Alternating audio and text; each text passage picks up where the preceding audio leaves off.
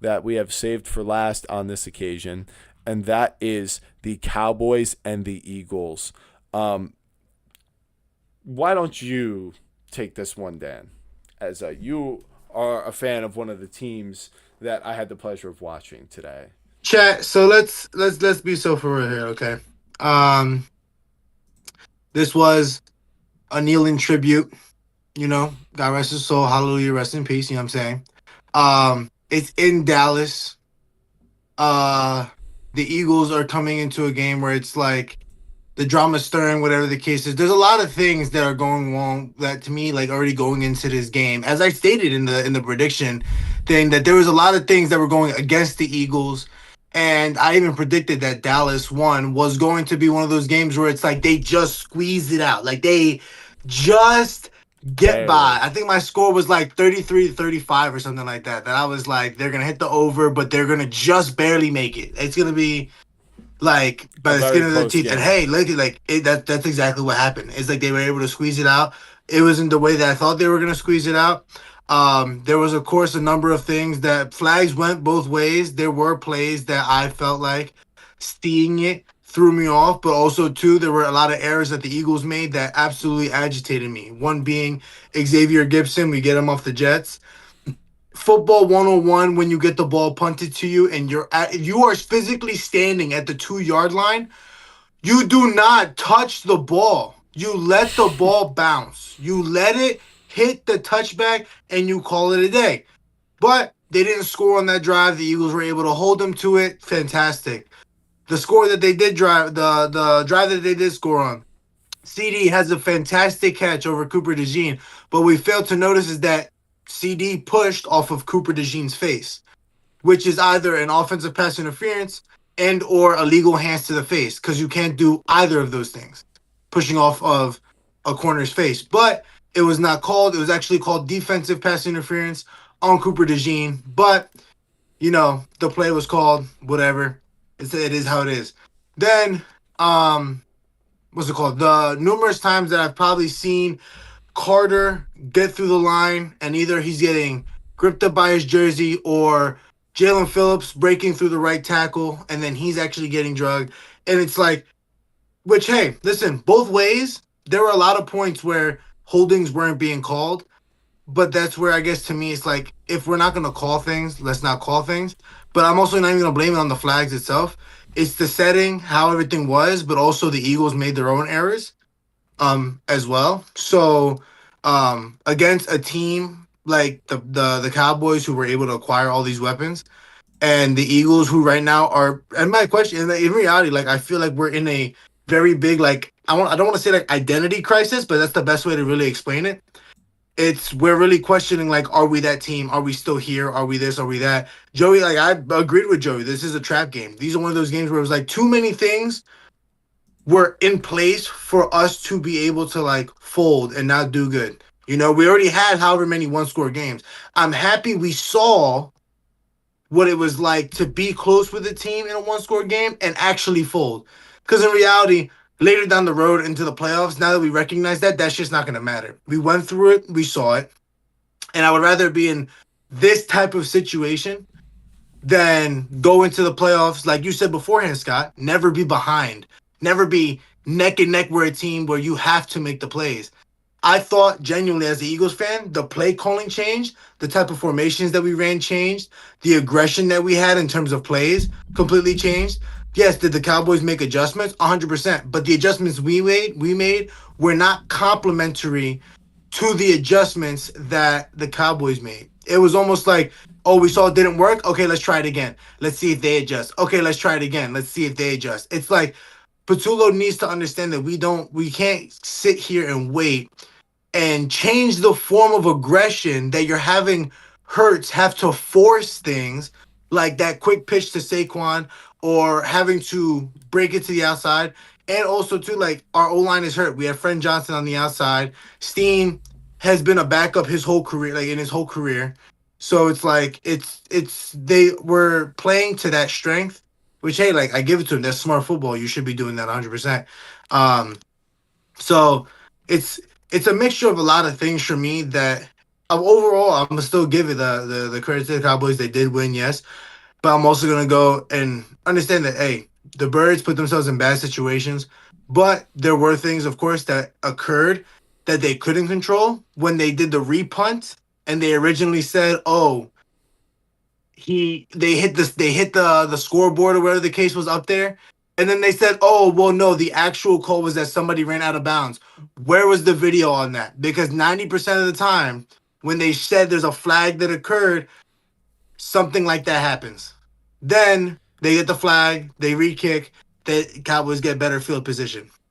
So it's like a lot of different things occurred in this game that I'll take like to me it's like I will go and blame the Birds because in reality it's like I'm not gonna go and get frustrated about the uncontrollables, but I'm also not going to not acknowledge it because in reality, like game time, actual for real situation where it's not oh this happened or this happened or this happened or this happened. It's like actual real like not biased things. There were calls both sides tragically horrendous.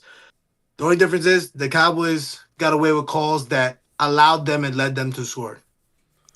Well, But from the Eagles' standpoint, I do blame the ish that we could not capitalize in the situation that we really should have. yeah, I feel the Eagles really failed to capitalize in this game, and I don't feel like this penalty thing is something new to this game. This was a reason that the Giants were able to win. I think this game was very similar to the Broncos game, especially in the manner of the comeback. In this game, the Cowboys had 8 penalties against them for 70 yards. So there were a couple that could have gone either way. There was still some, help for the Eagles offense or defense or, whichever side, they all were on. And there were 14 for 96. So, maybe you could argue that it should have been less than that. But that is still, I think, a continuation of the procedural errors of this offense. And it's not just like, oh, Jalen Hurts or whatever. Like, obviously not. It's the backups. It's the backup offensive line. And, just the frustration across this offense. And I kind of want to circle back to something you said, which was like the frustration among the team, the attitude, the energy this Eagles team has is totally different. It's like flaccid compared to like what it was last year. And I think when you posed the question the right way when you said like the team is wondering if they are who they say they are, because I think where there's smoke, there's fire. There's some people on that team and in that building who know that this is not it. This is not going to get us to a Super Bowl like we did last year. This is not close enough to what we had, and there's some major issues and reasons why. So, what are some of those reasons? Well, I think looking at this game, in the second quarter, after the Cowboys go scoreless and you guys are up 14-0, they went for it on fourth down and then they punted on a 3-and-out. You guys have 2 nice drives that kind of get you in, 50-yard drives at the very least. So it's not like they were short field, but then you get the short field. They have 5 plays for 34 yards before fumbling. You guys go 66 yards and score, but then they throw an interception, and then you guys punted on that drive. So you are up 21-0, and I think going 3-and-out after they threw that interception kind of erased the interception because you guys didn't do anything with that. Exactly. You I you agree. chewed up two And also minutes. too, like Elliott missing the kick. To me, it's like every point matters in especially rivalry games. I've already told you this guys before, and like that I feel like when you play your rival, it's a different atmosphere. You're playing differently. You guys see each other twice a year, and there's more animosity into like these kinds of games. So it's like every point matters in these games. And Dak has only lost 2 home games against NFC East opponents since like 2017 or whatever that Yeah, stat is. And yeah, like you're right. That missed field goal. I mean, the Cowboys both missed field goals, or both teams. Aubrey missed a field goal in the third quarter after both teams started off the half with 3 punts. So it was if I didn't say it already, Cowboys scored a touchdown on a 72-yard drive before the end of half. And then, those 3 punts, and then the Cowboys miss a field goal, and the Eagles punt again. So up 2 touchdowns after the Cowboys miss a field goal, another 3-and-out. So it's just like erasing every mistake the Cowboys make on offense or every good performance from the defense is erased by an Eagles 3-and-out. And then boom, you get the 90-yard drive by the Cowboys to make it 21-14. And then the Eagles, okay, they finally stopped going 3-and-out, 7 plays, 30 yards, get in the field goal range, and it's a missed field goal. So there you highlighted that. That was definitely the turning point, because then Dallas can go tie the game. And they do that, and it's okay. The Eagles have the ball. They should be able to finish this off. Nice long drive, kick the field goal. No, they fumble in their territory. But the Cowboys didn't even score after that. They punted it, and then you guys fumbled the punt. And they went for it on 4th down after recovering that punt inside like the 10-yard line, and they did not convert.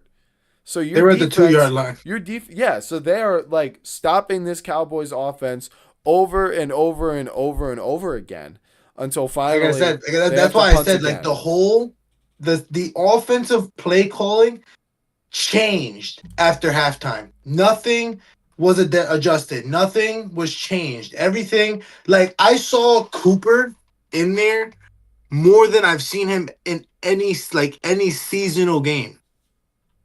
And this is what I'm getting at. It's just like it throws me off because it's almost like they wanted to show off today, and Patul wanted to show off like, oh yeah, we can still pass the ball. And it's like, stop! Don't try to get fancy in these moments where you're trying to show your depth pieces and have them run corner routes or across the field and expect Jalen Hurts to just dot them up when they have when they're getting double covered, or they're getting draped all over against these starters on this hungry ass Dallas team.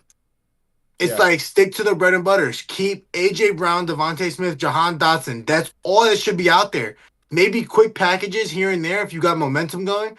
But that's like the first couple plays of the drive. We have like the 3s and the 4s out there.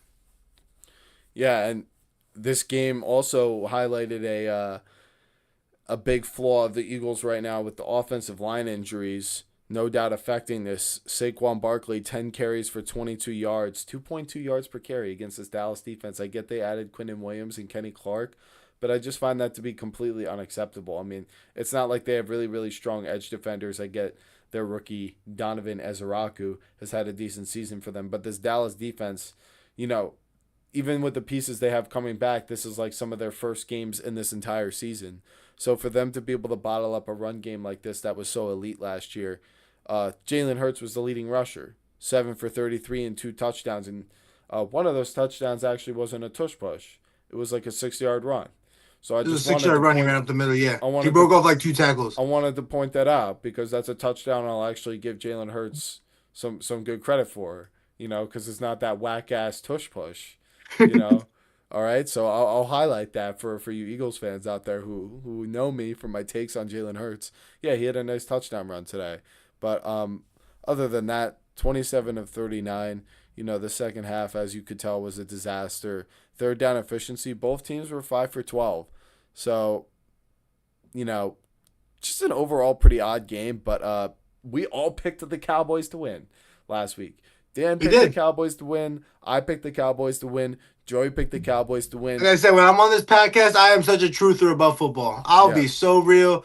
Put the teams aside. We'll get to a point where we got to start glazing our team 100%. But when we talk about prediction, we here on the Illegal Formation podcast to be for real about it. And we're here to let you be right. And I knew it. There was just a feeling in my chest. That's right. And, there were signs that other people probably could see from, the injuries. The Eagles haven't been a perfect team this year, as good as they've been in the great teams they've beaten. But this Dallas team, if you were paying attention to the changes that were going on and everything that they've been through as a team this season, I don't think this is that surprising. Just the way it happened, the 21-point comeback, this is going to go down on Dak's resume as probably one of his greatest career games, just in terms of how he managed to win it. George Pickens was an absolute animal in this game. That slant he caught at the end of the game to get in field goal range was clutch as hell, and he was just dominant in every way. If they had to decide whether to sign Pickens or CD, bro, I'm signing Pickens. Me too. Easy money. All day, bro. And it's like crazy because like CD was that guy, but like I said this beforehand because I was talking to somebody about this earlier and stuff, that they're like, oh, I feel like CD got complacent. Personally, I thought CD got complacent the moment he was the wide receiver 1 and Amari Cooper left. I think he started being like, I'm just the guy. I'm just gonna ball out and just get good catches here and there. And like now Pickens is here. He's like, now I got less of a load. Let's go. And guess what? It's showing. It's showing that in moments like this where you need him the most, he be getting triggered. And like he just gets like he sells 24/7. That catch that Cooper DeJean tried to swipe out from his back, that went through his hands into his lap and then fell on the floor.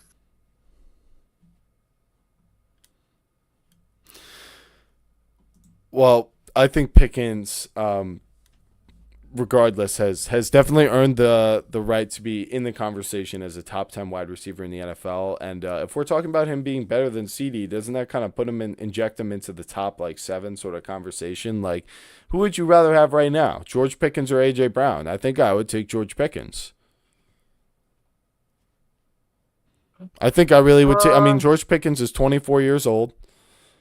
So definitely from like a franchise building perspective, you would take him. But just like let's just say you wanted a wide receiver this year. If I'm talking about like if we're talking about this year, right here, right now, yes, I can see where you're coming from. But if we're talking about franchise, like throughout their career, who am I taking? I'm still taking AJ Brown. I'm not saying they like both start like AJ Brown is currently 28 years old.